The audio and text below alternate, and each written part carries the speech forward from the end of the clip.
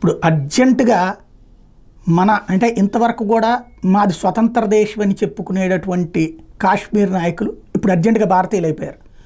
పాకిస్తాన్ మంత్రి ఎప్పుడైతే రక్షణ మంత్రి ఖవాజా స్టేట్మెంట్ ఇచ్చాడో కాంగ్రెస్ ఎన్సీ నేషనల్ కాన్ఫరెన్స్ల యొక్క ఎజెండా మా ఎజెండాతో సరిపోతుందని స్టేట్మెంట్ ఇచ్చాడో దాన్ని మోడీ అమిత్ షా రైజ్ చేస్తున్నారు.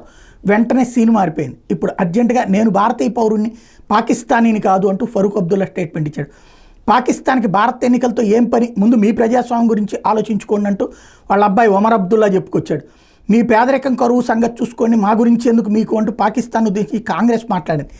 ఏంటి కాంగ్రెస్ నేషనల్ కాన్ఫరెన్స్ వీళ్ళంతా ఎందుకు ఇది అంటే ఖచ్చితంగా ఇప్పుడు ప్రపంచమంతా అబ్జర్వ్ చేస్తున్నటువంటి వేళ వీళ్ళని ఓన్ చేసుకున్నటువంటి వ్యవహారం నేపథ్యంలో జరిగినటువంటి విషయం. ఓవరాల్గా చూస్తే ఇప్పుడన్నా ఈ కారణంగానన్నా పాకిస్తాన్ వాళ్ళ వ్యాఖ్యల కారణంగానన్నా మనోళ్ళు కాశ్మీర్కి సంబంధించినటువంటి నాయకులు భారతీయులు అయినందుకు సంతోషం.